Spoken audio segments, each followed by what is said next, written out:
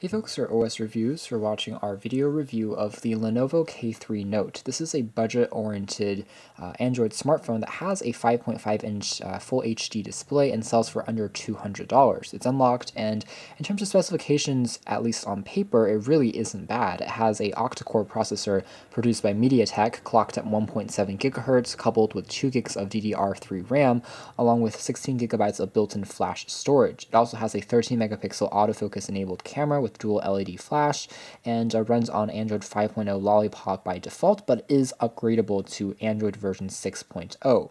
In terms of the display, it's also protected by a layer of the Dragon Trail glass, so it's not Corning's Gorilla Glass, but it still should be tempered and resistant to scratches as well as dings. It's a bit thinner than Corning's Gorilla Glass, so it might be more prone to being cracked in terms of being dropped, but all in all, really not too bad. In terms of the overall design of the unit, I am a fan of the K3 Note because it comes in a number of different colors.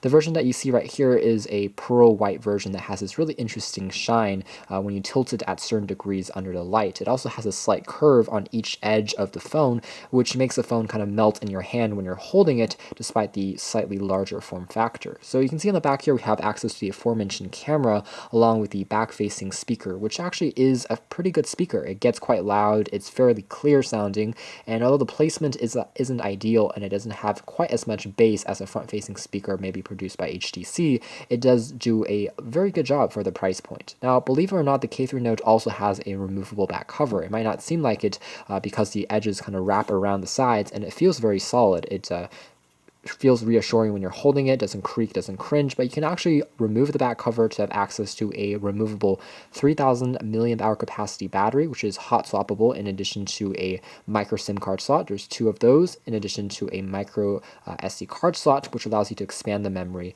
even more for more media and tasks. So the very top features access to a micro USB port for charging. It takes roughly 3 hours to completely charge this phone, and it's going to last you for roughly a day before you need to recharge it again. So pretty standard stuff as far as battery life is concerned. There's a 3.5mm headphone jack, so you can see that all these ports are on the very top, which makes them a bit easier if you want to access them at the same time and also pop the phone into your pocket, for instance. The back features access to a microphone, and that's essentially it. It does feel, again, pretty good in terms of the overall weight distribution. The bottom features access to three individual Android keys, which unfortunately are not backlit. However, they are fairly responsive.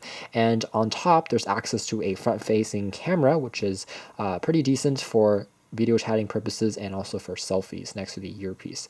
This is a rather typical Lenovo design as far as their budget and mid-tier phones are concerned. It's not anything too inspiring, but overall I like the feel as well as the look of the back of the unit here. Some of the other details that Lenovo has popped onto this phone is really their own proprietary skin on top of Android, and you'll find this in places like the double tap to wake, which is a pretty nifty trick on such a low-cost device. It gives you access to quick launch shortcuts like unlocking the screen directly, taking it to the dialer, or launching the camera. So it's pretty sensitive and easy to use. You can see this is what the Vibe UI, which is what the skin is called, looks like, and it has these rounded off corners that are slightly reminiscent of iOS, also because it doesn't have a universal app drawer. It's one of the pretty typical setups of most Chinese OEMs, is getting rid of that in lieu of applications and widgets being stored directly on a home screen on virtually unlimited pages, which you can populate with your favorite settings as well as programs. The drag-down notification drawer has also been tweaked. I like how this looks like kind of transparent on the back, and there's also access to your commonly used settings, including Wi-Fi, GPS, Bluetooth, turning the unit on or off, accessing the LED flash as a flashlight. These things can also be accessed quite swiftly and easily. Otherwise, other tips that Lenovo has built on here, if I tap on the home key for a few seconds, I can bring up all of my open applications and toggle back and forth between them in a multitasking-like view, very reminiscent of Symbian, of Migo, of Windows Phone, which is a nice thing to see here. I can also clean them off by tapping on this one key there, and that removes all of those applications from my memory and clears up the RAM. So if we talk about some of the attributes of this phone first, including the phone, I have to say that as far as call quality is concerned, it actually does a very good job. The microphone on the very bottom here is noise isolating. So when you're in a noisier setting, such as at an airport or at a marketplace, it does reduce the ambient background sounds and allows your caller to still hear you when you're speaking. So it's a decent microphone, and the call quality here is loud, it's clean sounding, so no complaints there. It will work with some 4G LTE bands, depending on on the carrier support, so be sure to check on that specifically. But I had no issues as far as testing it with both AT&T and T-Mobile here in the States, and reception was fairly strong as long as you're not in too crowded or places where you're underground. I got a good amount of reception, about 2 to 3 bars consistently. Otherwise, as far as battery life is concerned, the Note again lasted me around a day of usage before it ran out of power, which is pretty good considering the relatively GPU and CPU intensive tasks that I tried out, in addition to the 5.5-inch Full HD display, so it has more pixels to push around throughout the day, which can drain the power. Speaking of the display, it is very bright, it's very vibrant, images and viewing angles are wide, they're generous, colors are well saturated and well balanced. It makes for a very pleasing experience on such a low-cost phone. I would have expected to see maybe a 720p panel on a relatively low-cost phone, but to see a full HD one is again quite impressive and a testament to Lenovo's ambitions to really crack the marketplace in terms of smartphone sales globally. Other neat tricks and applications you'll find on here include a compass, which is decently accurate, allows you to kind of look at your directions when you're traveling. It also comes in play with certain applications for navigation. And there's also a kind of customized music player, which gives you cover art support as well. So we take a quick look at the camera next. Again, it's 13 megapixels and does a fairly decent job, in my opinion, of capturing your images. The colors are sharp, they are very accurate looking, and overall it does a pretty good job as far as the shutter speed as well. There are a few settings that you can play around with, inclusive of HDR. Turning that on or off will allow you to capture a bit more vivid details, but you have to hold the phone more still for a few seconds to capture that shot. You can also swap it to the front camera, turn the flash on or off, and in settings here you have access to more advanced elements such as a white balance, scene mode, ISO, guidelines, and swapping to video, the focus mode if you want it to be continuous, or tap to focus. There's also a digital stabilizer function on here as well, and also a few quick launch shortcuts that can be preset. So all in all, a pretty good, I would say, camera on here that gives you quite a few settings to play around with. It's not the best camera in the world, just because images, for me at least, are a little bit, they're a little bit heavy in terms of the contrast. They're very sharp looking, but sometimes they're a little muted in their tones. But all in all, it really is a great camera at this price point, and it's for most folks, it will definitely suffice, especially for things like social media, sharing it with family and friends. It will really do the trick. So if I tap on this image again, show you guys some of the other images I captured, you can kind of see the detail here. If I zoom all the way in, quite an impressive camera. I can also crop it, rotate it, and then share it with family and friends. So again, a very good quality camera has been built in for this price point.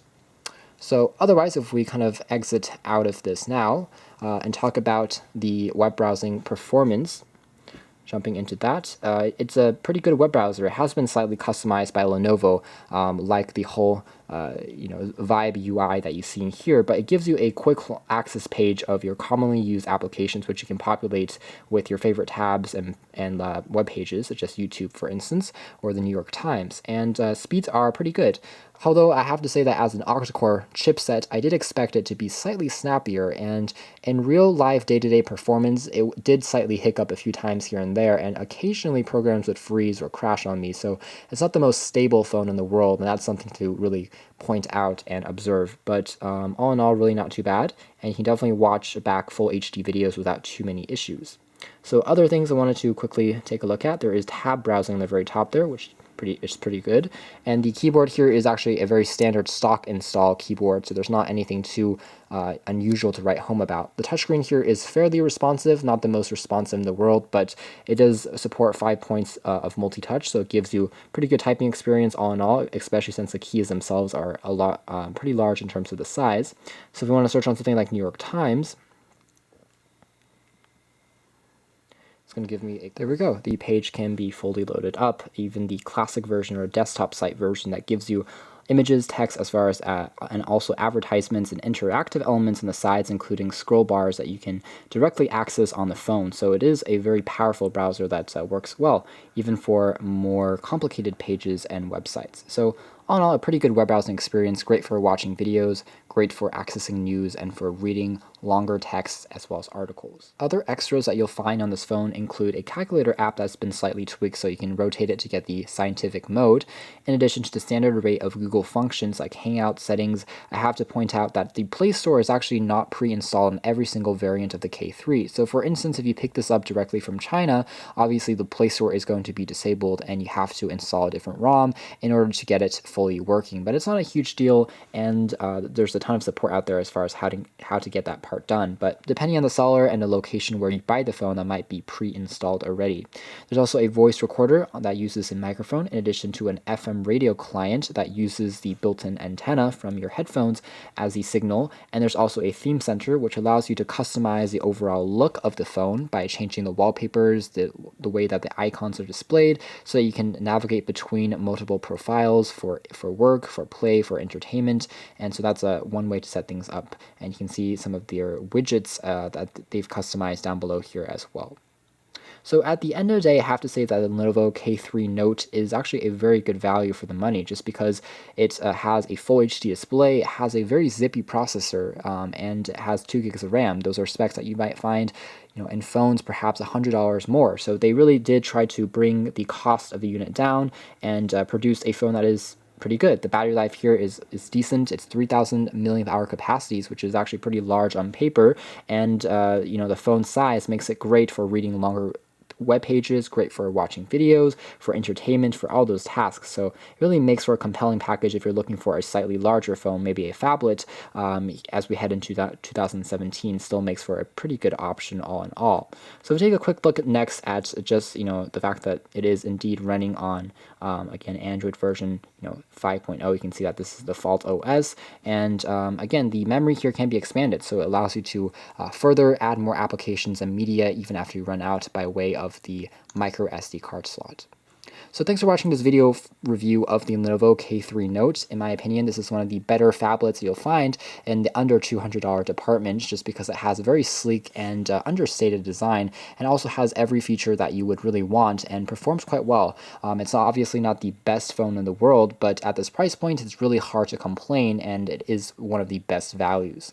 You can check out more details about this in our upcoming official written review, but for now, this has been our video. Thanks for watching here at OS Reviews. This has been the Lenovo K3 Note.